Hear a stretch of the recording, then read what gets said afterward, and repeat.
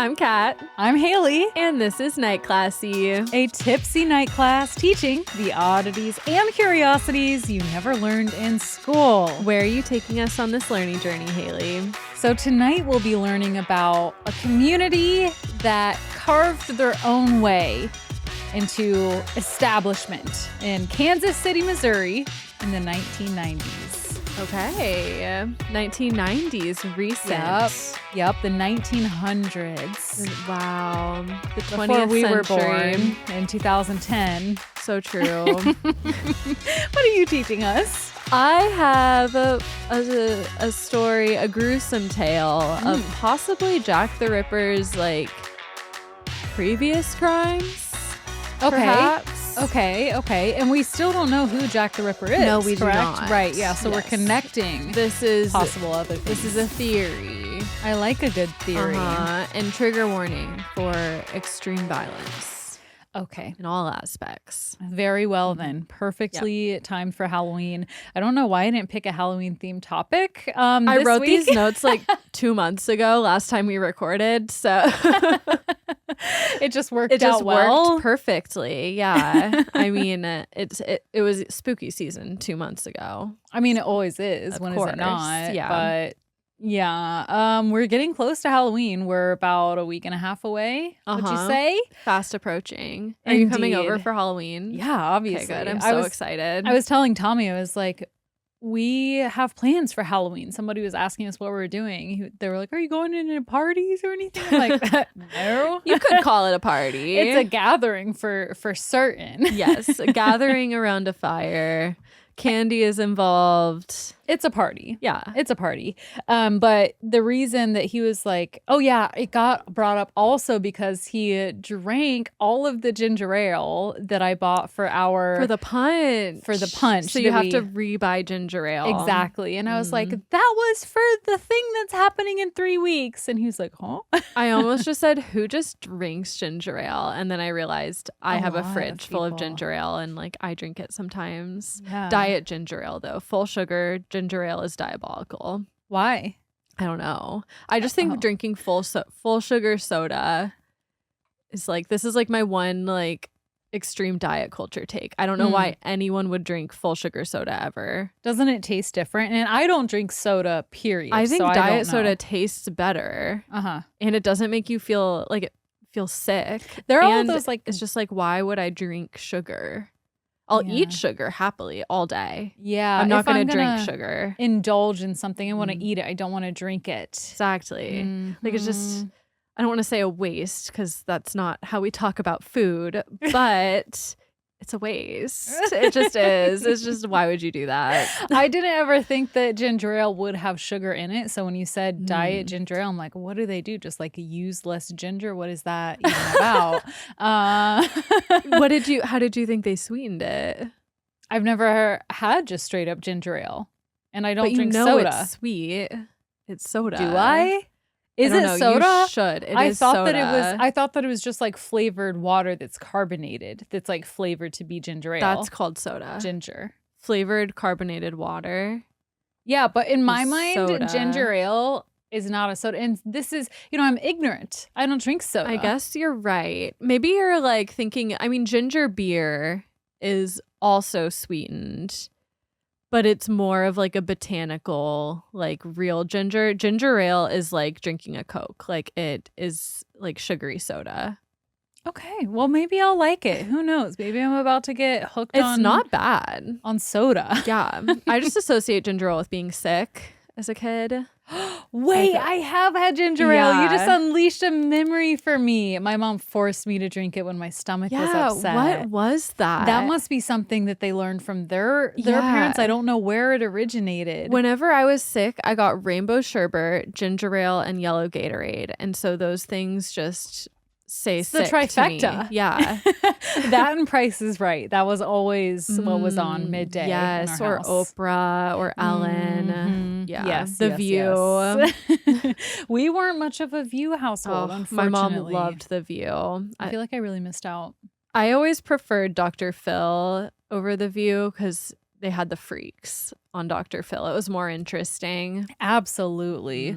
I just listened to What was it? It was, I think, a maintenance phase podcast because you recommended it to me and they were talking about Dr. Phil. They love talking about Dr. Phil, and I love listening to them talk about Dr. Phil so much that I listened to a podcast. I forget what it's called. Ooh, I wish I could say what it's called. Aubrey from the maintenance phase was on someone else's podcast to talk about Dr. Phil. And I was like, I just want to hear Aubrey talk about Dr. Phil all day. It may have been Matt Berenstein's podcast. Yeah, is it something fruity, a little fruity, something like that? Something like that. Yeah. I think I listened to that one as well. So good. I too am obsessed with Dr. Phil. For all the bad things that he is, very successful in his... You can't argue with that. In his grifting. He is a grifter to the core. Through and through. And I will watch every second of it. He was like reality TV before we had the Housewives. 100%. You just want to watch mess. And they're still releasing more episodes, right? Like Dr. Phil is really ongoing, still right? have a show? I believe so. That is insane. Here's some lore for you all that I never talk about. Have you never talked about this on Night Classy? No, because certainly you have. No, certainly you have. On Patreon, I have. I know. I was about to jump in a number of times and be like, is it common knowledge that she knows Dr. Phil? I've talked about good friends on Patreon. And I have kind of worked through because it was a really traumatic time in my life. You've literally been traumatized by Dr. Phil firsthand. Yeah. You guys, if you're like, what is she talking about? My family has been on Dr. Phil. Hayley was the freaks. I refused to go on stage, though. I sat in the audience. So it was my dad, my stepmom, and my sister. You were so smart for not getting on that stage. Wise beyond your years. Oh, my God. It was so traumatic, too. And I was like, I did not want to go on that show. And I was like, I'm not going. And then it was like presented to me as the producers had told my dad and stepmom that like we need one more person or else we're not going to be able to air your story because we won't be a family. Yeah, we need a united front. My stepsister had, been going through a tumultuous time in her life and was really struggling with a variety of things. So they fucking sought out Dr. Phil. And then Hayley's I was like, okay, sister was bad baby, everyone. And you know what? I will. What is it? Catch her outside. A bitch in her socks. You know that line? I love that. Bad Baby does have some good songs. She's hilarious. Her song about Alabama, you a tramp, Alabama, goddamn Alabama. And she just keeps saying Alabama. Alabama rhymes with Alabama. What else is there to do? And it's just fun to say. And which one is Bad Baby? Catch Me Outside. Okay. How about that? Okay. One time when we were on this work trip retreat, so we were all like loosened up and had been drinking, this girl was trying to quote her. And instead of saying, catch me outside, how about that? She said, take me outside. What's up? And that has always existed in my lexicon. Take me outside. What's up? Since like 2017, 18, it must have been. I just love that so much. She put her own spin on it. Yeah. But yeah, there is definitely lore connected to Dr. Phil. Mm-hmm. We should do an episode on him for sure. Because spoiler alert, he's not a real doctor. In case you thought not he was. Anymore. He used to be, right? But and like, then his license lapsed. Why let your license lapse? Because he's not. He has a show. It just seems unethical to call yourself Dr. Phil when you're once you're a doctor of psychology. You're always a doctor, though. But is he? I don't think he is. He's not a physician. Like, he's not a psychiatrist anymore. But I think you can keep why am I defending Dr. Phil? I don't know. Yeah, I'm why sorry. are you? I don't know. Are you with me or against me? Part of me really loves him. And the rational part of me says I shouldn't. Okay, so he holds a doctorate in clinical psychology. Yeah, so he is Dr. Phil. Yeah, that's fair. Yeah, but he can't go about like diagnosing people. Not allowed. That meme of like the guy moonwalking. Have you seen that where Dr. Phil's like, sit down. And he's like, you gonna make me? And he starts just like moonwalking across. And it's always like, this is my dog when I'm telling it to like come to bed or whatever. You guys haven't seen that? No. God. No idea. We're on completely different timelines, I think. Completely different For You pages. For sure. Indeed, indeed. I'll show it to you at the break. Looking forward to it. Well, anything else we need to talk about before getting into our lessons? I always found You know what? I was just gonna say one more thing about Dr. Phil. I always found it weird that he like forced his wife to sit in the front row at his like every episode. She was there. Robin. Yeah, when they and they'd walk off together. they do. Yeah, they Which do. is kind of cute. I like that. I like it. I think she gives him a likability that he lacks organically. I would agree with that. I just have so much personal stuff entangled with the entire experience. And I'm like, everything he does Hayley's is biased. Trigger warning, Dr. Phil.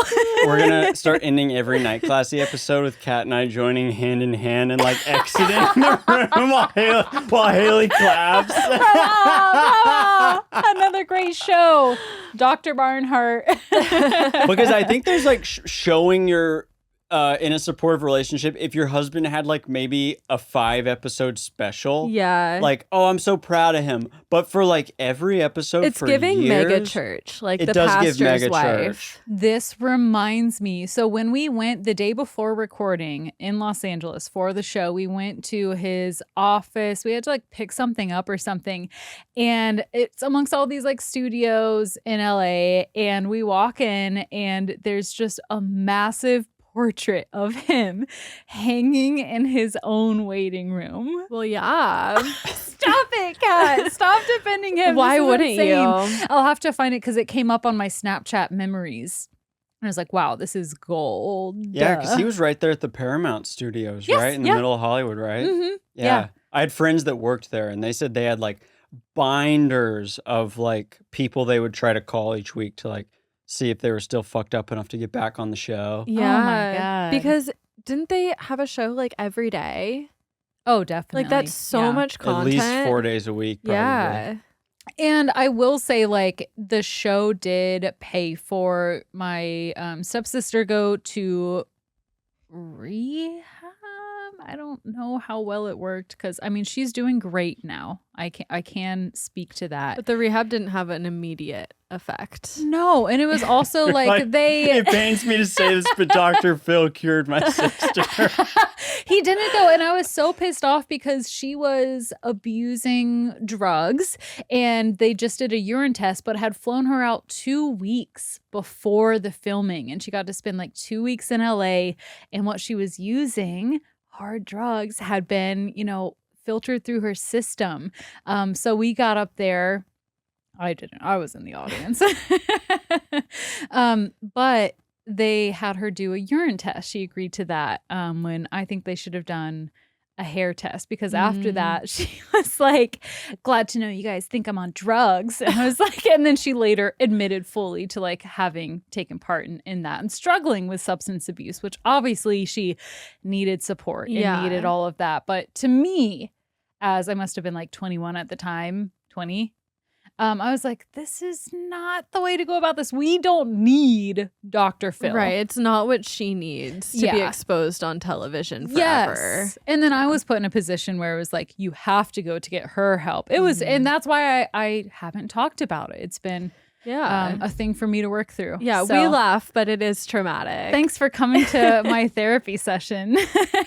But it is a great story. Yeah, you have a great fun fact. Thank you. Yeah, I know it is. And that's what I was so pissed about. I'm like, man, if only I was like confident and comfortable in sharing this like right away after that experience. If only you were on Dr. Phil because your sister made like a viral, like cute YouTube video. Yeah. That would have been fun. Yeah. And if I wasn't forced in, or guilted into Guilted. it. The life of your sister was in your hands. Apparently. Is how it was framed. I mean, and you had to look that bald man in the eyes. It's just a part of being the eldest child, you know? The first What are you lamb to gonna the do? slaughter. Yeah. Because she's my stepsister / sister, my dad has adopted her. She is the oldest now, but there's still that, dynamic of me being the oldest having grown up and, the blended family. You know. You know how it is. I can't believe this is all going out on our podcast, but I feel like if you're here listening right now, then I have first yet, of all, I have you're yet welcome. to see your Dr. Phil episode. Oh yeah, I would like to Yeah, watch how it. have we not done like a watch-a-thon? Haley, I will not. Haley doesn't want to watch it. Yeah, you guys can try and find it yourselves. Go right ahead. If you don't want to watch it with me, though, then it's not like funny. Then I just feel like I'm violating you. I would rewatch it with you guys. I Okay. think the fact, and I'm realizing this now, I'm having this like metacognitive moment that I'm able to actually share this, not only with you guys, Yeah, like this you knew is about big. it, but like on our podcast. Yeah. I don't know, I just feel like I've been like working on myself and my mental things like that. Yeah. Definitely. Now that your sister's in a good place, that helps too. Yes, absolutely. It was really rough there for a while, but I Yeah. think it also just speaks to, I think if you need a sign and you're struggling with your mental health and handling the ebbs and flows of life, then reach out. You have community. You have people who care go on about Dr. you. Phil. I Go hear it on always Dr. works. Phil. That show too, I feel like there was so much like dead space and like so little substance where they'd be like coming up. Yeah. And it would show like I'm on drugs and I eat drywall. And then they'd be like, we'll be right back. And then like it slow pans the audience and then they come back and it like slow pans the audience and, Yeah. like, and we'll be right back. And it was just always like coming and going with very little like actual substance. Yeah, and Yeah, the because whole that's- show was commercials too. that's- Yeah, the the whole full show in- was commercial breaks. And It's like all even commercial. in the show, they would like be plugging products. Mm-hmm. Yeah. Because they're exploiting people. I'm looking right at the camera. They're exploiting you. And we are too. But he had like a fallout for being MAGA, right? Oh, I mean, I'm he's had a sure. million fallouts, he, like, but nothing harms him somehow. He like went and joined like the ICE. Yeah, he's done. He's He had like a showed up in his weird, own vest. Yeah, he's done a full like. It's probably not even a 180. It's No, probably it's just just- like coming into himself. Yeah, he's embracing his true self, and isn't that what the Dr. Phil show is all about? At the end of the day, Yeah. It is. Yeah. It is indeed. I fully Whatever support that him. is for you. on the record. In your fucking camo ass t-shirt. Stop. I love this T-shirt. Is it from Target? No, it's from Walmart. Obviously, Okay. it's camo. They have a very similar print at Target right This- now. I think this print is everywhere. I think it's like, better. It's like the mossy oak. Well, it's not mossy oak. It's like the beige version. Mm-hmm. Yeah, I'm a fan. I like being an incognito, like fake Republican. Yeah, I'm and like then a you can- spy. You can, get the information. That's Uh-huh. why I don't delete people Yeah. whose views I don't agree with on Facebook, because I'm like, I need to know what they think, Mhm. so I know what to have to counter argue. when I wear like Kimes jeans and my cowboy boots and my camo T-shirt and my Bass Oh my Pro hat. God. And I go to the barn. You going to the barn? In Byhalia, Mississippi. I'm like- and then I go to Walmart, dirty from the barn in my country outfit. I'm like embarrassed to be in the same car as you, and we go to the barn. And I'm like, I'm like fogging up the window mirror to be like, help to the cars passing by as this MAGA girl has kidnapped me. But it's like having a secret. It is, yeah. And then you're more. It's like when you put on your Batman mask, but with the opposite. you take it Like off, I'm like, yeah. right? Yeah, I don't know. yeah. I don't know what kind of metaphor I'm trying to make. It's like a costume. It is a costume. And then I think that also makes people more agreeable to hear what you're saying. That's true. I'm acting like I get in political debates at the Mississippi Walmart. I don't. I would never. I would feel in danger, I think. if I wanted to engage in a political debate. I do like for those who are listening and don't know this, we live in Tennessee, so red state, but we're all Democrats, and there is something about like wearing cowboy boots and wearing camo and then somehow getting in a conversation with somebody and being able to articulate your thoughts that Yeah, people do really tell on themselves when they think it's a safe space for them. Yeah, but it's yeah. not. Yeah. and like I always like to have a couple like Bible verses ready to roll and stuff depending on who my audience is. Nice. Especially with this ice stuff going on. It's Yeah. like It's a very Just- tumultuous time. I hope Mhm. everyone is coping all right and really leaning into community and working on practicing resilience. Yeah. Because it's tough right now. It's tough times. I was in a political debate with a lady at one of these animal rescues, and I thought we were kind of speaking the same language, and then I was kind of like, because she was like, they need to arrest all the criminals, and I was like pushing back on that, and she was like, well, I don't Alec know. loves criminals. I love criminals. Well, you have to think in a grander scope of things. Criminals are not born. What? Well, yeah, what of course. I'm positions just put them kidding. in. No, Yeah. I know, but I have something to say about it. Speak your truth.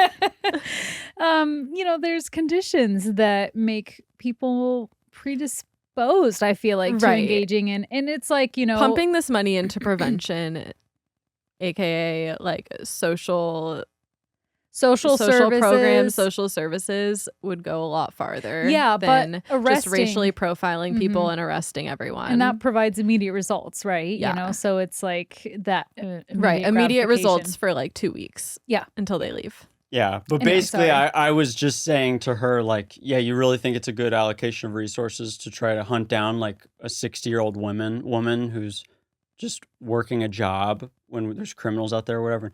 And she's like, well, I don't know about you, but I think flying a plane into the trade towers was bad.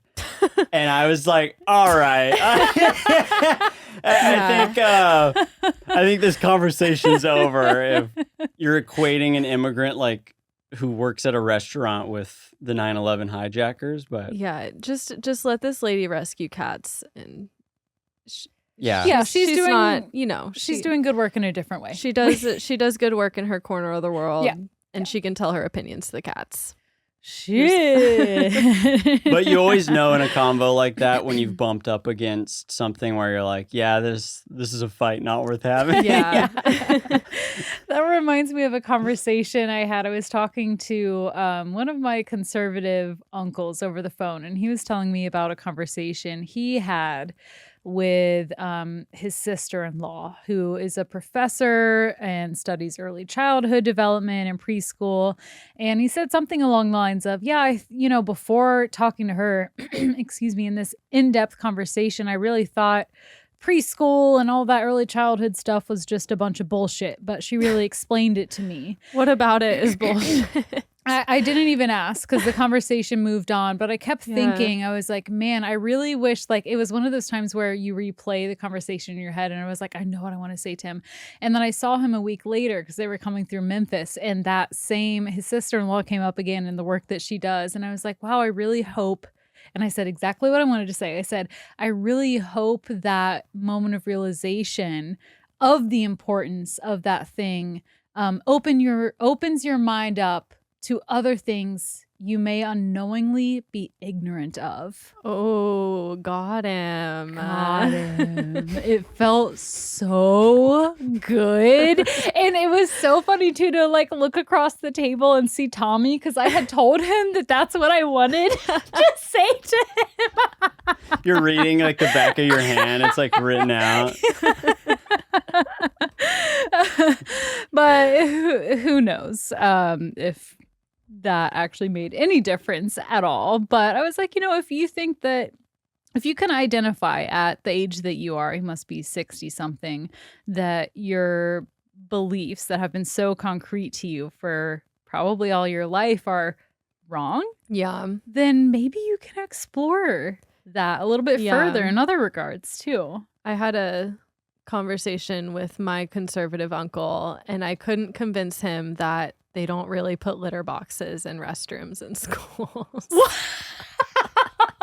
Because kids identify as cats. Stop He was not it. convinced. Oh my gosh. So yeah, it runs. Some beliefs run really deep. And for what? What? It's like when There's you get no to that reasoning point, sometimes. You Yeah, know, you just wanna it's lean a in. whole identity. it is. Yeah. Some would say he identifies as someone that believes that children identify as cats to the point where there's litter boxes in public school restrooms. That's why I don't even Yeah. know what to say, and I don't even know what Yeah. I would have said. I was just like, Because I feel like their immediate reaction in a lot of the conversations I've had with conservative people that I love and care about. Uh-huh. And I think it's really easy to dismiss people who have different beliefs than us, but I do believe that it's important to try and bridge that gap and have as much. I don't know if there's bridging a gap for that. Like, that is just the craziest thing to believe. And Yeah. I was like, I can promise you that's not happening. And he was just as sure as I was that it is. Yeah, for So- that specifically. Yeah. I'm like, when I talk to people who share those same types of Uh-huh. beliefs or in that arena, it's Yeah. like they're so sure. And it's like Mhm. when you provide evidence, Mhm. they're like, well, that's fake evidence. Right. Yeah, there's this algorithm divide that has really happened where we're not watching the same things. Like my Reddit feed is all like ICE abusing people in Illinois and Chicago and Portland. Like all those subreddits are just filled with that. And I see it and it like enrages me. But then you talk to someone else and they're not seeing any of that. And they think that there's some kind of weird Antifa thing. Yeah. And it's like, how can we even have a conversation if you don't even acknowledge all these awful things that are happening? Yeah, the reality is totally different. And one side has critical thinking and the other side doesn't have critical thinking. So then where do you go? That's what's frustrating. Yeah. It is so frustrating. And I'm sure a lot of people listening may have the same beliefs that we have. And also, it's so heartbreaking to have somebody that you love and care about believe the like essentially exact opposite of what you believe. So if you're going through that, I'm going through that. I don't have any advice, but I see you. We're all in this together. That's the only thing that helps. Mm-hmm. Well, All right. Well, tell me a story. now that we've gone on for half an hour, it's Just overdue. like, we go like radio silent. that's all, folks. This broadcast, this is an emergency broadcast. It's like the nuclear warning. All right. So our story today begins with, excuse me. Now this person goes by a different name now. They go by Drea Firewalker, Beautiful. which is so badass. Yeah, it's like a Pokemon. So I'll just refer to them as Drea. Drea is a self-described radical out dyke and has been since like the 1980s. She was determined to quit paying rent. Like Same. Hey, what's new, sister? Who's not? Oh, you're not special. Yeah, get in line. Like many women, and specifically queer women, she'd grown tired of gender pay gaps, lack of representation, and discriminatory lending. Drea and her girlfriend, Mary Ann Hopper, who now goes by B. Leaf Cronwright. So, a Cronwright, I love that. I was expecting bee leaf, but not crone. I know, right? Yeah. I like how it's like because like a crone is a very like witchy way of saying an old woman, and then she just combined it with like the most basic ending of a last name Right. that you could, right? And it's spelled Write. Okay. So No GH. it would be interesting to know what that means to her. There have Yeah. been many interviews with these two individuals. I obviously don't have the time to look and scour all of the internet. Is there so a it's Dr. something to Phil look forward episode to. though? No, but there is a documentary. Okay. Eh? I'm picturing it spelled like bee-leaf crone, comma, right? Question mark. Right? Right? Belief crone, yeah? Rock, That's good paper, for you. scissors, bee-leaf crone. Crone beats bee. Oh, it's bee leaf like belief. B period leaf Leaf.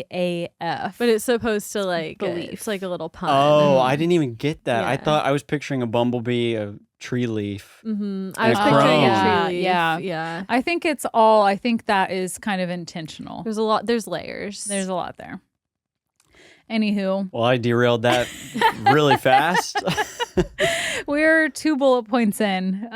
This might be a two-parter just for time's sake. perfect. So Drea and her girlfriend Marianne, that's what I'll refer to them as. I think they're referred to as a variety of their names. Okay. Drea, Marianne. Anyway, they were looking to buy a home in the Dutch Hill, Longfellow neighborhood of Kansas City, Missouri. Drea found a house that they could buy, and she was so excited, but Marianne was not so sure. When she saw the house, she was like looking around at the neighborhood, and she was like, this is scary. There was gang violence and drug use throughout the area, but Drea had a vision. The couple started to imagine what it would feel like to be able to openly love each other, walking down the street hand in hand. And just to clarify, they are lesbians. These are 2 women that we're talking about. What? And they each brought different experiences and perspectives into the relationship, as we all do. But to contrast each other, Marianne grew up out in the suburbs. Drea grew up in the city. So she was much more comfortable with this area of town. But the 2 felt that they could create a safe community. And they imagined, they were like, well, this could be great if it were, quote, a bunch of lesbians all in this neighborhood. So true. So true. And so they took this leap and they bought the house. In the documentary by PBS, I think it came out in 2022 or 2023. If you research this, just Google it. It'll be like one of the first things. But in the documentary, the couple reminisced about sitting on the front porch of their new home, and people driving by would heckle them as they're driving by, and they would hear like gunshots in the distance. So Marianne was feeling a bit uneasy. She's like, I don't know if we can like really maintain this. Yeah. Drea wanted to fix the house up and make it nice. And Marianne took the conscious decision, the conscious leap to dedicate herself to do the work to make the neighborhood a safe place to live for them. And after that decision to lean in, Marianne saw the next step. They're like, okay, well, we're here. We have to get other people to move here. Right. So Drea and Marianne became co-founders of the neighborhood that would become known as Womontown. Nice. How do you go about flipping a neighborhood to all lesbians? Yeah, that's a great question. I'm and wondering. that's what today's lesson is about. Okay. What would you do? Any ideas? I don't know, because I'm guessing people already live in the Yeah, houses there were a bunch of around people already them. there. There were some vacant houses. So the that we'll vacant talk houses about. are easy. You Mhm. just convince your friends to live in there. Yeah, and this area was at that time what would be considered a for lack of better terms, seedy area. So there were a variety of houses that had been sitting. Okay. We'll start with those. Yeah, start with Yeah. those. And Womontown is specifically spelled Womon town, Womontown, because they're like, we don't want men to have any reference here. I thought they were going to use the Y. There Sometimes it's is a bit of women. that. They Yeah. have. We'll get to that, and in their literature, Is women the plural of women? maybe so. Okay. Maybe so. I'm not sure. I don't Here I am have in my camo shirt, like not understanding. I wonder too. I would love to hear from the community. I personally, I don't really feel any type of way about it. If you want to use women with a Y or an X or who cares? whatever it is, it's like, you know what we're saying. Herstory. Yeah. So Put the man back in Womontown. That's what's wrong with the world these days. So the men are like, true. why are we allowed in Womontown. It sounds like these founders have a lot of fun with words and spelling. Yeah. And I bet they have some pretty great screen names. I mean, B-Leaf Cronwright. Yeah, if B-Leaf Cronwright is your name, then I Yeah. can only imagine what The fun... Reddit handle. The Reddit must handles, go yeah. crazy. Drea looked back at this time and she was able to recognize how brave she felt, but in hindsight, also how naive she was. But they were on a journey, and being anything but heterosexual in the 70s, 80s, 90s, even now is tough. And that puts it really lightly. But lesbians had places that they could meet up at, and those were all through word of mouth. It was all under this veil of secrecy. Residents of Womontown gave insight to their experiences as lesbians in the 80s and 90s. For example, they had to be cautious when renting, not to disclose their sexuality to their landlords. They couldn't be like, yeah, I'm moving in with my girlfriend. Right. Resident Sarah operated in the closet for fear of her children being taken away. Like, this was a That's really so sad. real threat. Yeah, Yeah. it is. It is. Resident Barbara stated that once people knew or found out that she was a lesbian, they stopped asking her about her personal life. They stopped, and she spoke more to that essentially, and I'm paraphrasing here. She was like, well, if somebody asked me how was my weekend, I assume they're thinking, they're worried that maybe I was having sex and it would be with a woman, and they don't want to hear about that, so they just avoid it altogether. That's so strange. I don't think it's strange. I feel like there was a lot of fear. Oh, yeah, for It's sure. strange I to just have that can't- reaction. Right. Yeah, Yeah. It's hard to put yourself in a homophobic mindset. Right. Yeah. Right, Kat? Right? I don't know. The shirt is getting to me. The shirt's got her. Get it off of her. Burn it! Homophobic mindset. Right. It's got her. Who did you vote for? How do you spell Womontown? She's crawling on the ceiling. Oh, God. WOMAN.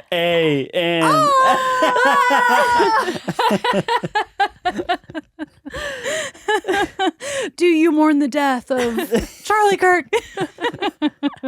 No. But this sentiment of people not being interested in people as persons was shared amongst many of the women in the documentary.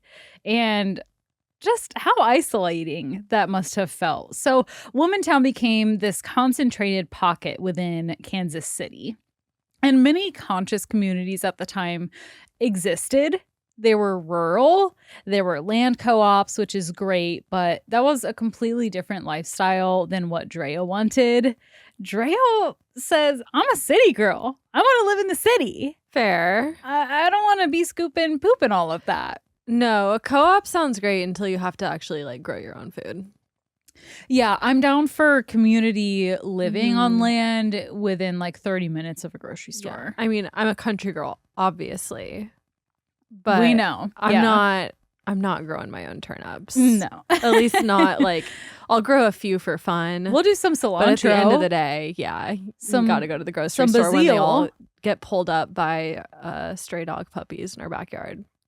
How else are you going to find all the strays? They've destroyed all our If plants. not in parking lots. We would be starving if we were a co-op. Yeah, we'd resort to eating puppies. So skinny. Yeah. One quick update. The last episode, we were like overwhelmed and talking about having a mental breakdown over the one pit bull we'd found. Well, I found 3 more. Yeah. So there were 4. And that's why we didn't record last week, because we were all having mental breakdowns. Full-on mental There are breakdown. a lot of puppies in this house. Like 3 more puppies, like 6-week-old puppies. Yeah, but 3 of the 4 have been homed, and now we just have 1 little puppy left. One little puppy, and he's so sweet. I He's hear him very crying sweet. right now. He's outside. Wait, am I missing something? 4th? There was a 4th one? There was a 4th one, but she got taken up right away. We gave her to the guy that tried to adopt Sapphire, and it Yeah. didn't work out. And he adopted her. Yeah. He fell in love with her. Oh, okay, gotcha. Yeah. So, did I see that one? Because No, I remember you saying something we about gave him to Tim like that day. Okay. Oh, Yeah, thank goodness. yeah. Oh, good. I know, and everyone's doing good. They all went to great homes except for this last one. So if anyone wants like an adorable black like lab pity 10-week-old puppy, Oh gosh, he's adorable. he's so cute. Oh, my he's God. so cute. And he's like Oh. the calmest, sweetest puppy I've ever known. I'm not like usually a puppy person, but I love this dog. He's so sweet. I've got to message my mom He's because so he looks shy, just so like sweet. one of our childhood dogs. Maybe she could be convinced. That would be great. Sweet We would babe. drive him to her. Wow. Heck yeah, we Sorry could go to that Goodwill again. Yes. Does he like to be held? Some- We're working on it. He Okay. will, like, if you put him on your lap on the couch, he'll fall asleep on your lap. Oh. But like he's a wiggly little baby, and he was Yeah. a stray, so like he's still getting used to people. He sleeps in bed with us and doesn't have accidents. Good. Yeah. Oh, so- good.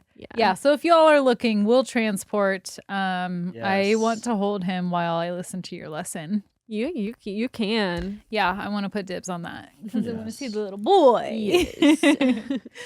So, anywho, they are thinking about making this community. They want to do it in the city. Jobs are available there. Homes are already built. And a lot of these women's families were not supportive of them. So they were determined to make their own families. So Drea, Mary Ann, one of their couple friends attended the National Women's Music Festival, and they sat in for a lecture by Sonia Johnson or Sonia. Sonia spoke to creating conscious women's communities in order to escape patriarchy. And at events like this, these women got a short taste of what it would be like to have their own community, but these were only days-long events. So it kind of left them wanting more, and they wanted that all the time. Just that experience of seeing women do all of the work Mhm. themselves and it working well. They were really motivated to do the same thing in their own community. I could see that, but I want the opposite where men do all the work for the women's community. Yeah. I don't want to that do the might be work. good. That's like we had to create a vision in 7th grade for a society, a civilization that we would like to create. And my group ended up being all girls, and it was so funny. This is when I learned what it meant to be on the rag, because our acronym, I forget what it stood for. It was WRAG. It was like women something something something. And it was like an all women's community, but with men like enslaved, essentially. And I was practicing my presentation for my mom and our family friend, and they were like laughing so hard. They're like, "Do you know what rag means?" And they told me, I was like, even better. Yeah, it's so fitting. It's perfect. That's funny. Yeah, I forgot about that. Goodness. So they're thinking about creating this community. They had to consider what would be attractive in a neighborhood, and immediately economics comes to mind. They had to be able to afford rent or buy a house. Drea always said, "This is a community. Buy a house." And that is a sentiment she stands by today. Yeah, ideally, I would love to buy a house, but it's more so speaking to that process of creating roots. Yeah, investing somewhere. in something. Yes. It's yours. Yeah, and participating in a community so that you can have your own safe space and create that security for yourself. Right. So Drea and Marianne go fully into recruiting mode. One eventual resident had this long laundry list of things she wanted in a house, and the couple is like, well, there's actually a house down the block from us that's been sitting empty. Miraculously ended up checking all of the boxes on her list, so they bought it.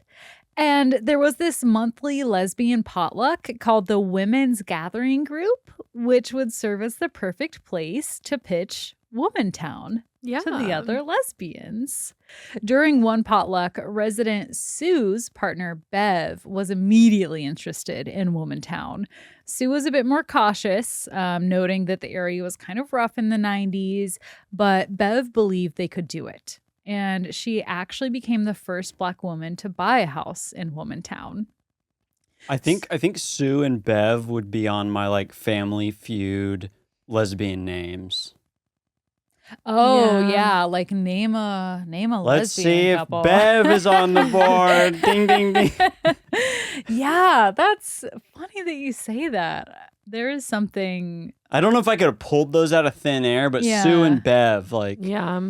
I hear that and I think they're living in Womontown. Yeah, Yeah, they're I roommates. could see that. They were together for 25 years before Bev died of COVID. Thought you were going to say they broke up. It's anticlimactic. She traded her in for Also, a newer model. Horrible. I'm so sorry that she died. Yeah, it It's was very really sad. sweet though. Sue got obviously emotional speaking about their lives together, but it was so clear that Bev's entrepreneurial spirit and her interest in seeking out adventure was just, she loved that about her. So that was really neat to see. Another eventual resident, Cheryl, knew women who lived in or near Womontown, and her partner, Mickey, instantly wanted to be there, no question. So people are starting to like flock to Womontown. They remember the place they moved into being a dump, but loving it because of the community. Oh. The dog. The dog is doing something. He's digging in the litter box. Oh no, don't eat. He doesn't Don't eat he it. doesn't really eat it. He just like he loves playing in dirt, which is Oh, why yeah. like he dumped out all my potted plants and made himself a dirt pile to play in outside, and he tries to do the same thing inside. He in needs the a litter sandbox. box. Yeah, we should get him a sandbox. He would Yeah, love that'd that. be really cute. Mhm. The litter box kind of is his sandbox. It is. It's the forbidden sandbox. I mean, cats piss in litter boxes. They piss in sandboxes. that's true. We can't get a sandbox because it would just become the outdoor litter box. You guys would be actually like, you know what it's like to be in over your heads in stray animals, but Yeah. that would be a whole new Yeah. level. It would have become the neighborhood outdoor litter box. Okay, so there's this sense of community growing. Drea and Marianne are able to buy an apartment building from these like notoriously slimy landlords in the Okay. community that were miraculously ready to sell. And they did. So they cleared out the building. They're able to create this type of landing pad for women who wanted to come right away, but maybe weren't ready to buy a house yet. So rent was about $250 for a 2-bedroom apartment. I want to live there. Me too. And when there was one vacancy specifically, resident Phyllis remembered the couple reaching out to her because they knew that she was newly out of the closet and she was young, and she remembered that Drea and Marianne were like mothers to her, helping her navigate the world and in this community within the safe space of Womontown.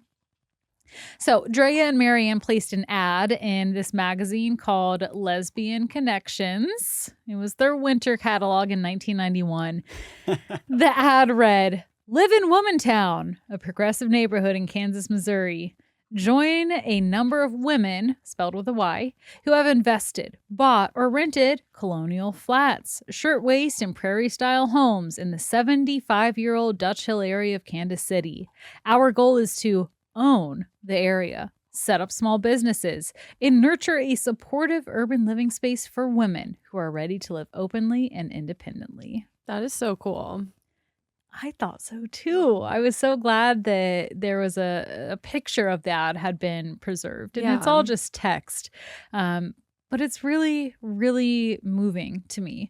And the ad worked. This couple, Barbara and Akron, were immediately attracted to this deliberate urban lesbian community, as they described it. So they reached out to Marianne and Drea, who said, just come. Just come. You can stay with us. You can stay as long as you want. Just come and see it. So they traveled to Kansas Kansas City twice before moving, and they fell in love with the community. And I think that's what is so special about this is like, despite all of the outside stuff going on, the bigotry, the gang violence that was happening, the drug abuse that was rampant in that area, that they were able to create this community. Yeah. And it didn't hurt that the properties were so cheap. So Barbara and Karen moved in. The ladies of Womontown went over to welcome them to the neighborhood, and Phyllis recalled that no one was wearing bras, obviously. Why would you? So when the couple answered the door, this group of women lifted their shirts and flashed them, and they're like, oh, welcome to Womontown. I'm a prude because I would not like that. They also were like, oh, what have we gotten ourselves into? It's a little much for me, but I love it for you. I thought it was a funny detail. Yeah. Barbara called a lot of lesbians moving in from all over the country, as far as from Hawaii, as well as nearby in Kansas City in the early 90s. Of course, it wasn't all amazing. A bit of a kerfuffle happened when one couple painted the fire hydrant in front of their house purple. A kerfuffle? Isn't that like the point of Womontown, to create more of a kerfuffle? To paint things rainbow colors? Like, what's wrong with painting a fire hydrant purple? Nothing is wrong with that. The thing is that them painting their fire hydrant purple started a trend, and then other people started painting their fire hydrants purple, and all of the non-lesbians in the area perceived them as having taken over. But they are. I know. I was like, I mean, yeah. They perceive correctly. Yeah.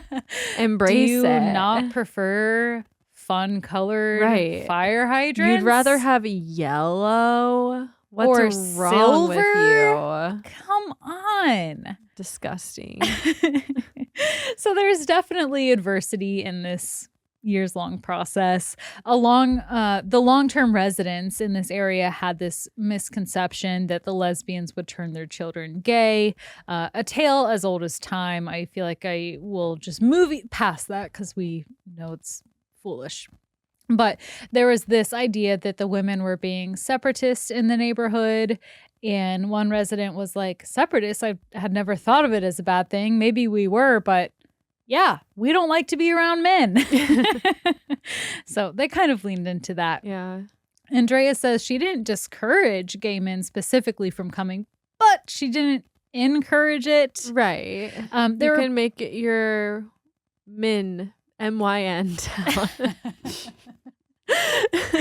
Mintown. I mean, or Montown. That's everything before this specific instance. So I feel like everything is Mintown. It's true. There were plenty of residents who had been there for years before Womontown who stayed. The women used Dutch Hill flags, and they used specifically lesbian tulip flags to identify each other by their houses. Drea and Marianne started this tradition of gifting new people to the neighborhood a flag so that they could put it up in their window or on the door. Is there any criticism of this, of like gentrifying a neighborhood and like pushing, like, did the property values go way up and people couldn't afford to stay there, or was it all just like?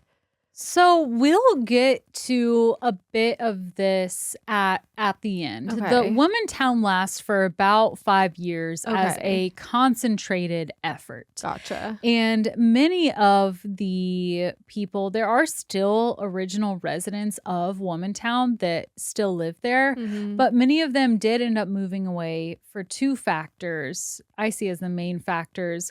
One, in general, housing costs went up. Right. And then the second one is that society changed. People were more accepting of queer people. Right. And so they didn't feel the need to maintain Womontown so much. Right. Yeah. So I'm sure you could criticize that. Yeah. I'm just wondering, I'm not taking any stance. I'm just wondering if that's brought up in think pieces. I'm sure some people have, but I didn't see anything in my own research. Yeah, but that's an interesting topic to bring up. Yeah, I'll get back to you if I find anything. Okay. So this is about a 15-block radius. Womontown is. All of these tulip flags are popping up. And Don Ricketts and his son Dennis, they owned a few apartment buildings in the area, and they became the first allies of Womontown. Oh. Together, they created the Landlords Tenants Association. Fun. It is fun, though, because they did so much to help this neighborhood. Don dug way into his pocket and ordered boxes and boxes of tulips so they could plant them throughout the neighborhood and That's make it cute. nice. Yeah. Yes. And I think, speaking to gentrification, they were doing all of this themselves, and it wasn't to turn a profit. It's not like they're renovating the houses and then selling them. They're updating them so that they can live there and have a community. So Right. that is a difference there that I just Yeah, thought they're of. investing in their own community. And these houses are for sale. It's not like they're Right. kicking people out. Right. Yeah. So they planted a ton of tulips. They're planted everywhere they could be planted. They felt like, Drea said, she was like, it's still nice for everyone else, the straights, the gays, the trans, the allies, because they're flowers. Yeah. It's nice to have. No one can complain about tulips. Come Everyone on. loves tulips. Yeah. It wasn't all tulips and rainbows, though. Those who did not support Womontown were described as vicious, but together they persisted. Let's see here. Okay, we're almost done. So Okay. I think this will not be a two-parter, so we'll continue on. They persisted. They promoted Womontown at festivals, and they kept up all of the work that was necessary. That included paperwork, working their regular 9-to-5 jobs, taking care of their own parents and grandparents, meeting with landlords, participating in city program meetings, organizing. And Marianne reflected that it was a lot of work all the time. So after 5 years, things were working. Marianne felt like she needed to take a step back. The workload had to be dispersed a bit more. At its peak, there were over 80 women living in Womontown. One resident remembers her realizations that all lesbians are not alike. It may seem kind of like a silly realization, Yeah. but when you have this ideal imagination that everyone thinks the same things Right. as you do. I was thinking about that. Like, you're creating this community where you all share Your like, like sexuality. your sexuality Yeah. and your probably your gender. And Yeah. like, you think that's good, but like, those are just two small things about what makes a person. Like, and then if you're like, oh, we're all going to be like this happy community and best friends just based on these two things. Not That's always going to not- happen. yeah. People are different. People are different, and that's And what you- she yeah. found. Yeah, you have an expectation that it's going to be like kumbaya. And generally, it was. It was a lot of great stuff. They did potlucks, street festivals, porch parties. They did outings to pumpkin patches together, baby showers, jewelry making nights. And there were outings to restaurants with what they called the SOW group, standing for Seriously Omnivorous Women. Okay. But there were definitely ups and downs, and that resident was like, yeah, this preconceived idea that I have was so not true. So I think that's always an important lesson to learn. But in the end, there was this real sense of community in Womontown. There was always someone that you could call if you needed help or companionship. The women specifically would walk their dogs extra at night to get more eyes out on the street. They would help each other renovate their houses. In addition to the fire hydrants, they would purchase old postal trucks and paint them purple. And then they would park them in front of people's houses so that outsiders wouldn't know if someone was home or not. But it's a purple truck. It is. They could pick up on it. Like, I I feel know. like I mean, it's like if you know the lesbians, putting a sign in front of your house. Like, it's kind of like those like beware of dog signs when it's clear they don't have a dog. I disagree because it's not like they're always parked in front of empty houses. Okay. They drove them Okay. around I too, see. you know? Yeah. They it had was other used. uses. Yeah. Got it. And so it was like you don't know either way. Okay. And I think it helped them cut down on like chances of being robbed and vandalism. Yeah. Who knows? Maybe it didn't. But the group promoted their diversity. One flyer read, "The Womontown neighborhood is an ethnic mix of Hispanic, Black, and white. Many of us are working class women. We love our ethnic diversity and seek out women of all races and cultures to become a part of Womontown." And Womontown had really become an assimilated community. So I have a couple more bullet points. There's kind of a longer quote that I wanted to share that Drea said during this documentary. She was one of the co-founders. And she was emotional while saying this. She said, "We were not supposed to have any power. We as women were always to be the victim, the ones you used up and set aside. And then they would come in and rescue us, like the knights on white horses. But then they'd push us out. This was a different intentional neighborhood. We were so determined not to let them win that when we came up against things like the developers or the tax people or the politicians or the Straight Neighbor Association, we did not let them deter us." Imagine how like lame and embarrassing you have to be part of the Straight Neighbor Association. Yeah, that's like just being born into at least Western society. Yeah. The assumption is that you're straight unless you say otherwise. That is just I would like to flip the so assumption embarrassing. into assuming everyone is queer and then you can come out as straight. Right.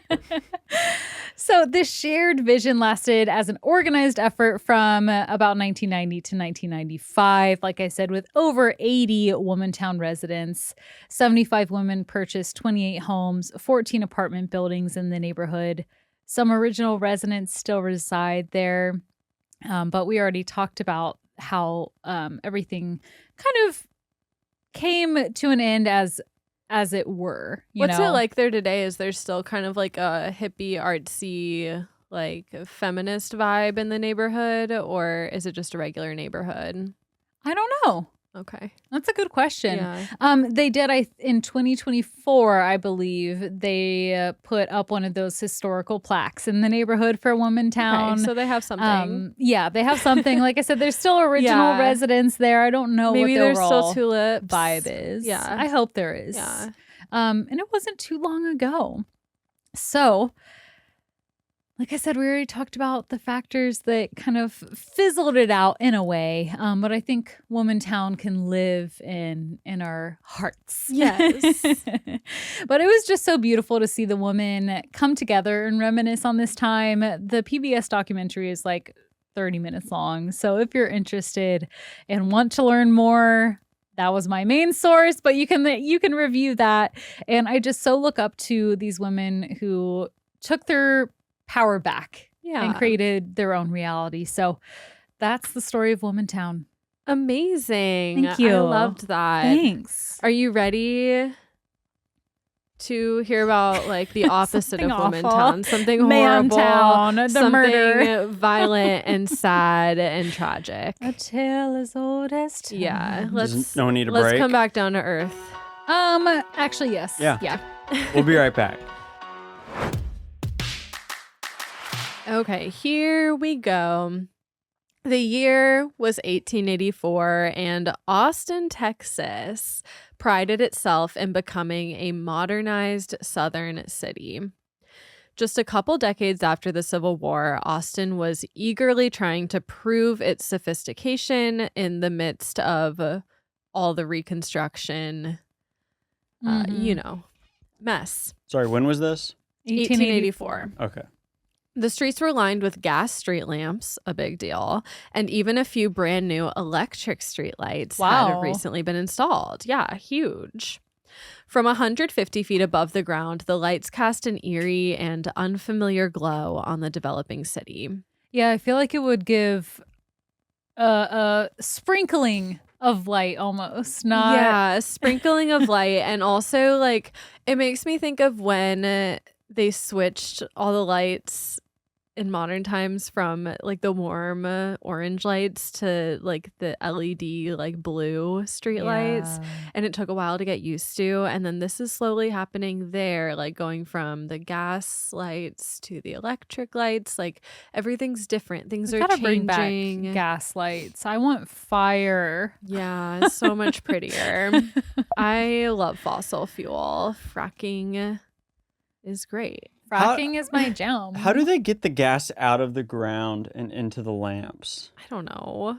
I've always been fascinated by natural gas. Like, Probably the same I way it wonder goes to our stove, like pipes. Yeah, or maybe they refilled them daily. Oh, maybe. I don't know. but like in terms of the natural gas, do they just drill holes in the ground and find huge pockets of flammable gas? No, they pump it in. Yeah, it's concentrated in a It's like the same system, I imagine, how we have a gas stove in our house. No, I'm saying in Mother Earth, Oh, the natural gas, where is it coming out of her? yeah, I think they find pockets all of types it. of places, Yeah. brother. Because it's pockets of organic material that have sat for millions of years. Did you guys see that they found the to date the longest track of dinosaur tracking? Really? Where? Yeah, I forget where. I just saw it yesterday. I don't remember, but it's cool. It's That like is on a cool. beach. It looked like almost. I don't know how far it went, but it's quite a while, and That's they're like cool. massive. That's sweet. Yeah. There's one famous one where it through time got shifted up, and so now the it's like going it's straight like up it goes a mountain. like a cartoon. Yeah. That's cool. There was at our Natural History Museum when I was a kid, there was one, it was like a cast of one. Yeah. And you could like lay down inside it. It was like a pterodactyl foot, and you could lay in it, and it was like, wow, this thing was so big. It was the size of me. Seriously. Yeah, Yeah, just puts the it foot. in perspective. Yeah. I love that ability to interact with things. We had, if anyone knows COSI in Ohio, it's like a big children's museum, and they had all sorts of cool stuff. They had like, you could see like a tarantula, and they would let you, I don't think they would let you hold it, but the handler would hold Yeah. it. And I remember the first time we went there, in their big open space, when you first walked in, there was this line that you could ride a unicycle across, and you wouldn't fall or anything. Yeah, You it were holds strapped you in. up. But there was a kid on it, and he got too scared like halfway through, and you can't backpedal Yeah, it. So they you had gotta to like finish it. drag him. It was so embarrassing. They had like a pool net that he was like Oh all my attached to, that they had So to That's really embarrassing. funny. Yeah. And I was like, that's why I won't do it. 'Cause Yeah. I'll probably get scared. Yeah. It was one time I remember like trying to jump off a high dive and just like Oh my God. standing up yes. there crying, like unable to jump off. But I feel like things like that are, I feel like I can engage with scary decisions when it's just one decision. Like I went skydiving, and Yeah. it was the time before and leading up, and then it was just the jump that was Right. scary. You have to just convince yourself to do it for a second. Yeah. Versus like the unicycle 20 feet in the air is like you have to continuously Yeah. go Once you're on. already scared. Yeah. And is the wheel locked to the rope? Yeah. Okay. I can actually unicycle for those who don't Alec know. Can He you? has Yeah. one. It's in our yard. Yeah. Oh. Which Cat, Alec as has a many hobby, Cat talents. famously described it as a real panty dropper. To be when Yeah, I you was tell gonna women say- you know how to ride a unicycle. I think My it's response cool. is why. So you weren't being sarcastic? She I think was. I was making a joke, but I do Um, think it's cool. It's a that special you have skill. you have like a lot of like random talents like that. Thank you. Yeah. Yeah, you do. I never, Mhm. how, it's so funny to like Yeah. know someone and have been roommates for years, Yeah. and just now be learning that you unicycle. Yes. Alec What has a others- zest for life. What other secrets do you guys have? Joie de vivre. Yeah. Am I saying that right? I don't know. I don't know how to say I don't even know what you're trying to say. There's a French word like joie de vivre, which is like you have a zest for life or a joy for life. Mm. which Yeah, sounds sometimes I right. feel and sometimes I don't feel. Yeah. You That's remind the- me of like Luann de Lesseps saying joie de vivre. Oh yeah, where I'm just like trying to sound It's like, pretentious. she, c'est la vie. C'est bon. C'est bon. I always put a song. French accent on anything I Mhm. say in French, and I think I'm probably doing it wrong, but I'm sure you're doing it right. I believe you. I don't know anything. I'm just a spectator. Away from the bright lights, in the shadowy alleys around the black servants' quarters, behind the wealthy white people's homes in Austin, someone was creeping about. A trespasser was spotted when most people were sleeping, and rumors about this started circulating, but few of the reports were believed, much less taken seriously. My God, it makes me think of the clowns in 2017. What was that? That's such a weird phenomenon. So weird. Like in the age of AI, if this happened now, people would be like, I would be like, that's AI. Like no one's dressing up as horror clowns trying to scare people, but they were. They really were. There was, and I believe him, maybe he wasn't telling the truth, but one of my college boyfriend's roommates was kind of an oddball. Yeah. He did odd things. I don't want to say it's odd. He would just be up at all hours of the night and decide to go on a run at like 3 a.m. Shit Okay. like that. Okay. And he did that and he came back and in the morning he was like, oh my gosh, there was a clown just standing in the middle of the street last night on my 3 a.m. run. Well, he was asking for it. It's Going for a just run as at 3 right, a.m. right? I don't, Yeah, he's my seeking it. camo shirt is coming out again. He was asking for it at But that what point. what were you wearing? Yeah, exactly. yeah, I don't know if anything good happens between like 3 and 4 a.m. No. It's the witching hour. Yeah. Is that the actual witching hour? Yeah, 3 a.m. is the witching hour. Okay. Mhm. Yeah, I'm glad that trend is over. Me I too. don't wish to see scary It's kind of fun clowns. to talk about though and have lived through Yeah. it. It'll Yeah. be something I can tell my grand nieces. Although about and did we nephews. make you watch any of the Terrifier movies last year?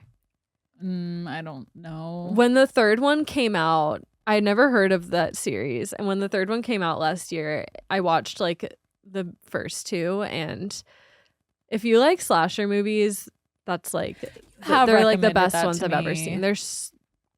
If you like horror and slasher, so good. Yeah, if you're listening, the Terrifier 1, 2, and 3 are Mhm. all incredible movies. Impeccable movies, so good. Okay.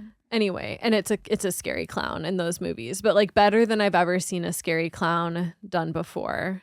Really good. They're really funny, but also really Mhm. scary. Yeah, like the antagonist, Art the Clown, is like really funny. He doesn't talk. He mimes, and it's actually really funny and really scary at the same time.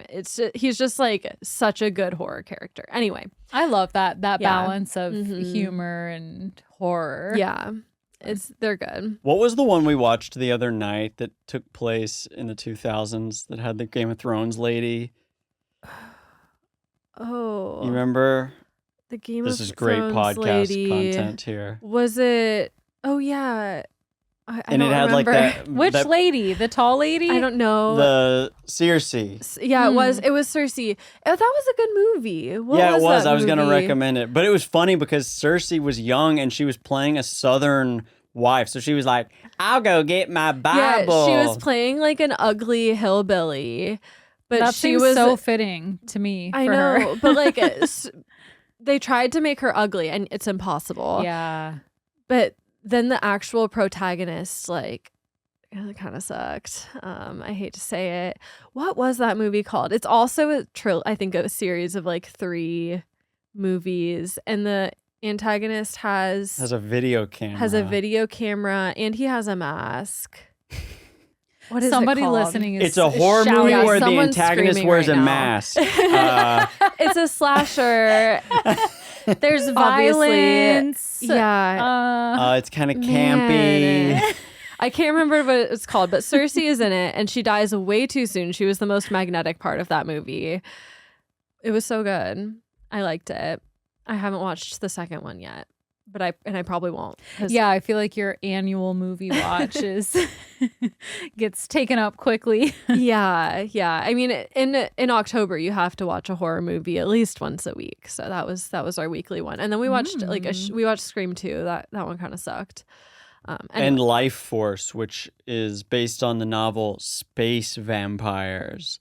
And it was originally called Space Vampires, but then they changed the name to Life Force, try to make it seem more serious. But I fell Space asleep Vampires like is 5 way minutes better. into way that better one. title. Yeah. And they ended up not doing well because they named it Life Force. Yeah, that makes it sound like space stuff to me. Yeah. It does take place in space. Oh, yeah. Okay. Oh, Well, The then space that's pretty- vampires. But Yeah, I forgot that.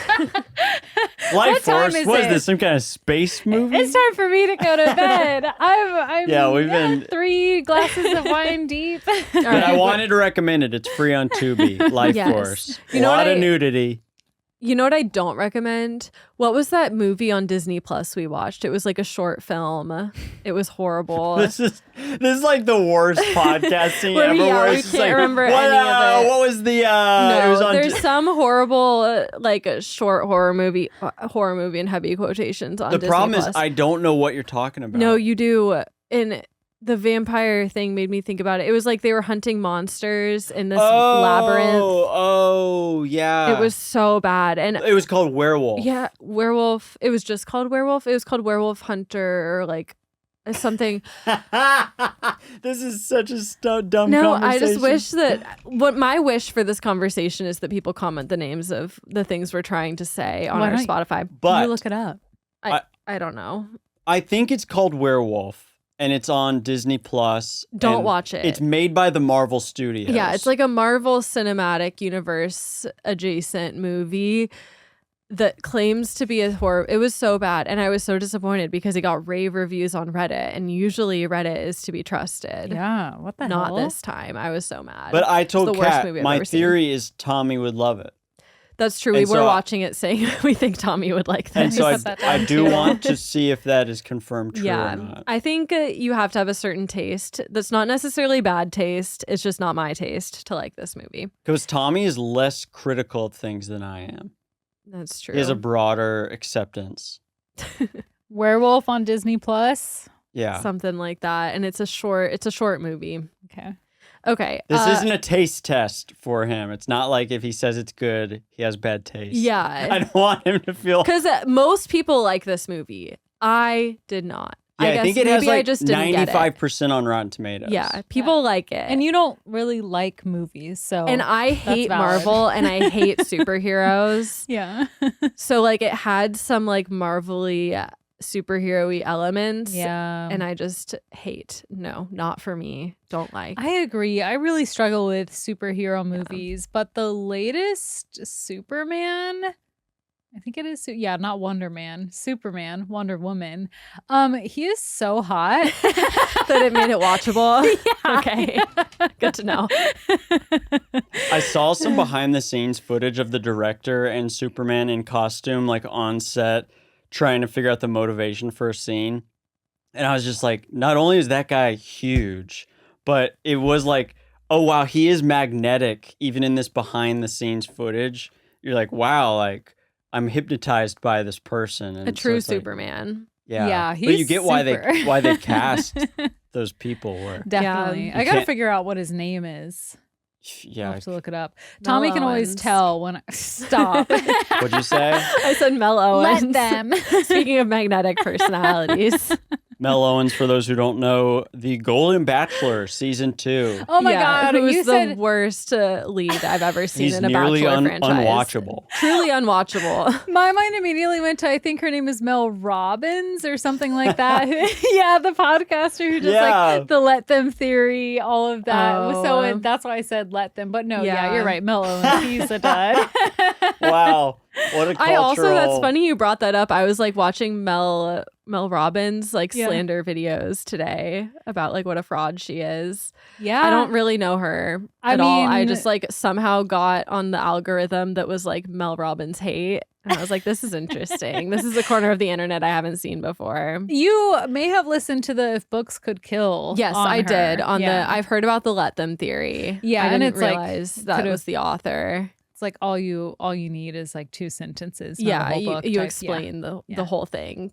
It's the grifter. Yeah. Back to Dr. Phil. Grifter mindset. Anyway. There is, sorry, just one last thing about Mel Robbins. Just people with the name of Mel. Yeah, what in is it? general. Mel Robinson? Mel Robbins? I don't know. either. I don't know. But there's this weird like LinkedIn type person where they love like TED Talks, and the TED Talk people love these little pithy tiny things. Like I think her big thing was like, you just count down from 3, 3, 2, 1, and then you do it. Yeah. And like everyone just was gushing about how genius that was. If and you it's like, say like the most obvious thing with enough personality, people love it. Mm-hmm. but it's just weird that you can build an entire career off of that shit. Yeah. Yeah. And those types of books not having evidence, data. No, just to support them. Made up anecdotes. Yes. The hypothetical situation. And yeah, maybe some of them do, but I'm still learning how to analyze research and things like that. It's a skill that it takes to be able to properly determine what this research and the data is actually saying and if it applies to what your theory is or not. And it's like, yeah, I could tell my 3-year-old, okay, we're going to count down 1, 2, 3, and then we're going to go to bed. Yeah. Like if you make anything exciting or like a build it up. Yeah. I don't know. Maybe also, people like, just need to hear the obvious. Let them sounds so passive to me that it seems like there's a lot of injustice in the world that you shouldn't let. Yeah, there's a lot of nuance that it ignores. Yeah. For sure. So then it's like, why are we trying to rally behind let them when we have the power? I think in small situations you let them. Like, it doesn't affect me, you let them. To discern between what you can control and what you can't. But that's not a good book title. Discern between what you can control and what you can't. Scratch that idea. I'll just go fuck myself. But like, I'm just think trying of to something dumber. Like someone's cyberbullying your kid. Let them. Cyberbullying your own kid. Let them. Oh my God. Did you guys watch that documentary? No. I haven't watched it yet. I still need to. It's so crazy. Do a night classy on it. So I know what do to that. Just I don't know summarize if the I Netflix can. documentary. Please, that's what I want. Tell ChatGPT to summarize the Netflix documentary and then read it out loud to me on this podcast. ChatGPT. That's all I hear every time you say it. I probably did say that. You did. You do it every time. ChatGPT. What does GPT stand for? I have no idea. General grammar processing technology. Really? Sure. I don't know. I made it up. Okay. Okay, Let them. we have like 6 more pages. Let's get back to this. I wish you would hurry up. Let them. All of this disbelief lasted until Was that a disbelief Yeah. throwback? that was a throwback to like 2 sentences ago where I was saying my P's as B's and then I GPT. went and said my B as a P. I thought you were they're doing a throwback to interchangeable. the lesbian beleaf. Oh no. Well, but maybe that too. I like ChatGPT though. I think it it's rolls better. off the tongue easier. ChatGPT. I mean, I know it's a P. I can see the P in my mind. I'm when not I say stupid. it. I'm not stupid. Okay, I'm not stupid. I know things. I know them. I choose. I let myself Let me pronounce it. There's definitely an age you hit where like you're telling your grandkids like, yeah, I was on ChatGPT and like you just like, but you just don't even know anymore. Like I you're went past. over to Chipotle and I was on ChatGPT. Okay, all of this disbelief This glorious disbelief lasted until December 30th, 1884, when the residents of Austin were forced to confront the looming danger. That morning, a young 25-year-old Black woman named Molly Smith failed to show up for work. Her employer went to check on her quarters behind the home on West Pecan Street. There they found Molly's body. She was discovered lying in the snow behind her cabin. The scene showed I've lost my ability to read at a really inopportune time when it's not funny. Just guess. Okay. She was found in the snow. Listen, snow. It's been over 3 hours since we started attempting to record. Yeah. And I've been drinking wine this whole time. Bear with me. It took me a long time to set up these lights. If you're watching on YouTube, you can see our pretty new lights. We're trying to make it look more like night. Yeah, it's worth it, but it did delay us a little bit. It only took me about an hour and a half. We're going to keep going. I super delayed us too, wrapping all those freaking things. We would have been delayed anyway. That's true, but if I would have gotten here sooner, Alec would have started sooner. No. He had already started. Oh, okay. Yeah. It's I don't unfortunate. mean to discredit you. The scene showed she had. Let me wipe this smile off my face before I say these horrible things for the video's sake. Yeah, nailing it. And not that this is funny at all. I'm just drunk and trying to read. The scene showed she'd been dragged from her bed, then her skull crushed by repeated blows from an axe. Let them. Sorry. Except not the right violence. time. The weapon lay nearby, slick with frozen blood. It was the homeowner's axe that had been taken from their yard. Her body was mutilated and her head was almost unrecognizable. She'd also been posed. Okay, obviously all of this is so creepy and terrifying, but that is a whole it takes other it level. From this could be a psychotic impulsive thing to this was very intentional and creepy. Yeah. Which it was intentional and creepy to begin with, but someone's enjoying themselves too much, I think is what the posing. And they're playing. I feel like they're playing not only with this victim, but also with the people who are going to be reviewing this crime scene and trying to get answers. You want attention. Her nightclothes were torn. Her arms were splayed across the frozen ground. The Austin Daily Statesman describes the murder scene as, quote, the most horrible crime of the century. But the police, all white, all male. The most horrible crime of the century? That's what they wrote. Dang. And it sounds like it. And not to challenge it, but people were still really brutal. When did slavery end? That's true. There's a few more horrible crimes of this century, but that's all I meant. This is... wrong century to say this. We're in 1884. Give it 16 years. We're start new. Most horrible crime of the last 5 years. Yeah. The all-white, all-male police force brushed this off as a lover's quarrel. They're of course it's her boyfriend. They arrest her boyfriend, a Black man named Walter Spencer. Even though he was also fucked up. The attacker of her, pulled her out of the home that they were in together, beat this guy, nearly killed him that night. He's covered in injuries. And they're no, it's him.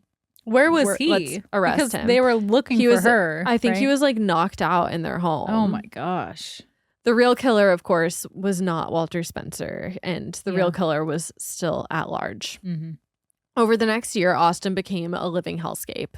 One after another, women were attacked in their beds, mostly Black servants who lived alone in small shacks just behind the grand homes of Austin's wealthiest families. In May 1885, Irene Cross was found behind her home. Her body was hacked apart by what appeared to be a hatchet. Oh my gosh. You guys remember that book, The Hatchet? Hatchet? Yeah, I do. I think Hatchet comes up on this show a lot. Yeah, and Hatchet was nothing like this. They didn't use a hatchet in this way. You just said hatchet. I said hatchet. So they used a hatchet. They used a hatchet, but not to hack up live people. Then what'd they do with it? You haven't read Hatchet? Oh, you were saying in the book they the didn't book? hack up people. It's like, He just obviously. like cut trees down. I thought you were saying that in the story you're telling, they didn't use a hatchet to hack up people. I'm like, oh my God, what did they do with the hatchet? They did. That's what I'm telling you. What's worse than that? One witness said she looked as though she'd been, quote, scalped cleanly and expertly. And her throat was nearly severed. In August, Rebecca Ramey, another domestic worker, was bludgeoned in her sleep. Her 11-year-old daughter, Mary, was found dead outside. Her small body was dragged across the yard and left near the fence. Jeez. Rebecca did survive miraculously, but she never recovered enough to give any like useful information to find her attacker. Neighbors spoke of a tall shadow moving through the yards at night, carrying a lantern. Dogs barked wildly, then fell mysteriously silent. All these, like, you know, people are talking. It's a terrifying time. Rumors are circulating, and the whole thing gets blown to almost have a supernatural quality about it. Oh, yeah. I would be gossiping like crazy. For sure. And you're terrified. Police, yeah, it feels better to talk about it, even if it like ultimately ends up giving you more anxiety by sharing that. And it feels better to be like, it's a demon or like the devil is like out. Like it's hard to admit that this is a person. That makes it so much scarier. And like assuming that it's a demon or some supernatural being, although we can't control it, I feel like that definition or assumption that we put on that gives us back a sense of control and makes us feel more able to cope with. Makes you feel more protective. You can like pray over your house. I don't know that that's what people are doing, but like that's what I would do. I'd be like, it's a ghost. I'm gonna like get out the do sage. some sage, and I'll be okay, and I can sleep at night. Yeah. Police combed the area and found bloody footprints, but again, no suspect. There was a pattern to the attacks. They all happened at night, usually between midnight and 3 a.m., the witching hour. The victims were female, often servants, and were attacked in their beds. They were bludgeoned with axes and sometimes dragged outside and posed. Personal objects, shoes, lamps, combs were carefully arranged nearby as if the killer was performing some sort of ritual or like laying down, what do you call it? I'm blanking on the word. When you like set up something in a shoebox. What's that called? Oh, like a shadow box or a diorama? No, a diorama, yes. By late 1885, murders had shaken Austin to its core, but the response of officials and citizens really revealed the city's deep racial divide. The victims, almost all Black women, were referred to in headlines only as servant girls. Newspapers printed their employers' names, but not their own. Wow. The police arrested dozens of Black men, accusing them of everything from jealousy to witchcraft. Some were beaten. At least one was lynched. Oh my God. White residents, terrified, formed night patrols and armed themselves while leaving the most at-risk defenseless. On Christmas Eve, 1885, at around midnight, screams shattered the calm. Susan Hancock was a well-liked white woman in the community in her 40s. Her husband awoke to the sound of glass breaking and then found their bed empty. Susan's body was discovered in the front yard, nearly decapitated, and her head had been split open with a sharp blade. Her body had been posed deliberately, her nightgown torn open, and a sharp metal object was inserted into her wound. Goodness, I wonder what this is all about, bringing the victims outside. Right. I think it's like to display them. Yeah, but like, that's what you could display them inside. I know, but like outside, like the whole community has to like walk by and see it. Okay. Less than an hour later, across town, the killer struck again. 17-year-old Eula Phillips, a young mother, was found nude in her backyard, her head crushed by an axe. Her husband, Jimmy, was found unconscious inside, his head bloody, probably a blow from the killer. Yeah. Did they use an axe that they brought this time, or was It the doesn't victims? say. 'Cause I always think that's so it's probably a interesting. mixture of both, I would think. Mhm. But some of these don't say. I mean, it's all taken from newspaper clippings from the 1800s, you know. Yeah. Eula's body had been violated, and a large piece of wood was placed between her legs. Oh. Her shoes and jewelry were arranged neatly beside her. The next morning, on Christmas Day, Austin woke to the news that 2 women had been slaughtered in their beds and dragged and displayed outside their homes. The mayor ordered a citywide curfew. Armed men patrolled the streets. Women were told not to sleep alone. But all of this was for nothing because don't sleep alone or else what? Because Right. the husbands and Because boyfriends get murdered too. nobody was sleeping alone, but they still were victims. Gonna have a community sleep in at the Right. stadium. Like Katrina, everyone. Yeah, but either way, the murders stopped. Really? The killer vanished. Police had no leads. They arrested Eula's husband, saying that he killed her in a fit of jealous domestic violence. He was tried and convicted, Yeah. but his sentence was overturned when there was no evidence really that it was him. And he was fucked up as well. I'm it was kind of of the first guy. that they overturned that ruling, even because for it to Yeah. get so far to find him guilty. Right. And the, I think it was panic. Let's convict someone. Yeah. And then it's appealed and they look back at it and they're like, oh, yeah, actually, there's no reason to Actually. convict this guy. Well, that's good, but Yeah. man, what a traumatic know. experience. Some officers believed the killer was a skilled laborer, someone who knew the city well. Perhaps they were working on railroads or as a handyman, they'd been in multiple people's homes. They knew the area. Others said it could be someone educated specifically in anatomy, maybe a doctor or a butcher, given the surgical precision of some of the wounds. The press called the unknown attacker the servant girl Annihilator. And that name stuck. It was coined by the writer O. Henry, who was living in Austin at the time. He wrote in a letter where he quipped, quote, "The town is fearfully dull, except for the frequent murder of servant girls." Stop it. Yeah. He's a podcaster The only thing at heart.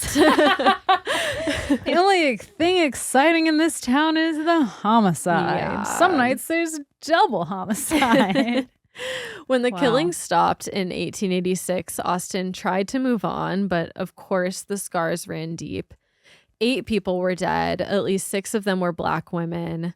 Another half dozen had been attacked, and no one had ever been caught. The newspapers stopped printing updates. The white elite wanted their modern capital back. They didn't want to be living in a city known for serial murders, of course. As the city returned to normal and the victims' names faded from memory, another city began being terrorized by a nighttime killer. In 1888, just 3 years after the servant girl Annihilator stalked Austin, Jack the Ripper began his killing spree in London. Both killers struck at night, targeted women, used sharp blades, and posed their victims. Both crimes showed knowledge of anatomy, and both started suddenly and ended abruptly. How long did he go for in London? I don't think it was long. I believe Jack the Ripper only killed 3 people. Mhm. It was not very many.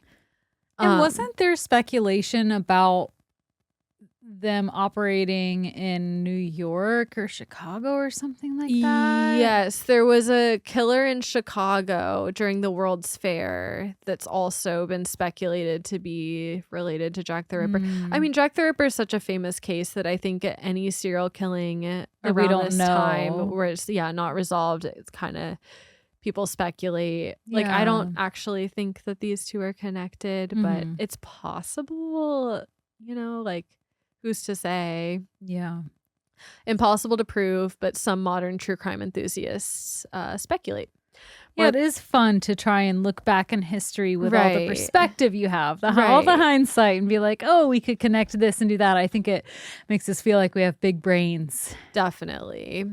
More than a century later, the servant girl Annihilator remains one of America's earliest and most disturbing unsolved serial murder cases.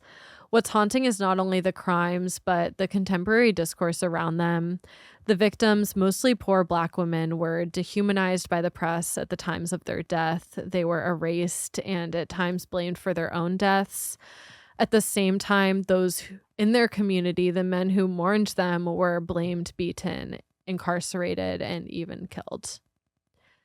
Their lives were seen as expendable, and their murders only really became truly taken seriously when white women started to be killed. Mhm. Was the connection identified between maybe this is Jack the Ripper? When did that happen? I think in modern times with like Okay. internet true crime enthusiasts talking about it. Today we remember the victims' names: Molly Smith, Eliza Shelley, Irene Cross, Gracie Vance, Rebecca and Mary Ramey, Susan Hancock, and Eula Phillips. The killer, however, remains nameless. My Did goodness. they have a suspect? No, not a serious one. Okay. Because I know I watched a documentary on Jack the Ripper. Oh, for Jack the Ripper, you mean? There's I think 2 main suspects. Did we not have a night classy on Jack the Ripper? No, we never have. Are you sure? Positive? Okay. I believe there were 2 main suspects. There's one I think that stands out like for modern day historians, but it's never been like fully closed. Yeah, because I knew there was a guy that he like sold elixirs or something somewhere back in the States, and they kept calling him like a creepy, weird guy. I think he was a doctor Okay. who had faked maybe his medical licenses, Yeah. but he was an American in London at the time. And I'm wondering if he came from Austin. Okay. Well, Jack the Ripper would be a good October night classy topic. I cannot believe we haven't talked about that yet. I know. I guess we probably just thought it was too well known. I think so. Yeah. Yeah. I think we tend to, at least, yeah, I think we do Yeah. both tend to try and find things that are not as well known. Totally. But it's fun every now and then. It like, I is. think a lot of our listener base listens to true crime as well. So, like, obviously, we don't want to. we don't want to give you Overdo something it. you've heard 1,000 times, but could always use a refresher. Yeah. Little- Next week, Little Jack the reminder, Ripper. Jack the Ripper Everything we reminder. know. Yeah. Well, you do it. I will. You started us Maybe I off. will. That would be great because I I'll know think bits about and it. pieces. I'll think about it. Okay. I'll do something Halloween. If I next remember, week. maybe I'll do it. I feel that. I feel that so hard. And I'm not going to Yeah. I'm not going to make any effort to remember. So Okay, perfect. Me either. But that is our episode today. Wow. It's kind of wild to think about serial killers having always existed Yeah. to me. People have always been terrible and fucked up. Mm-hmm. Truly. Yeah, it's They never. are. And people have always been good on the other side Yeah, of things. of And I think it's course. really easy to look back at history and be like, oh, they were so dumb or so silly, things like this. Mhm. But it's lessons like this, as messed up as it is, that remind me that not much has changed. No, pretty much nothing has changed. Mhm. We have indoor plumbing. That's good. Our lights are bright white instead Yeah, of gas yeah. and warm.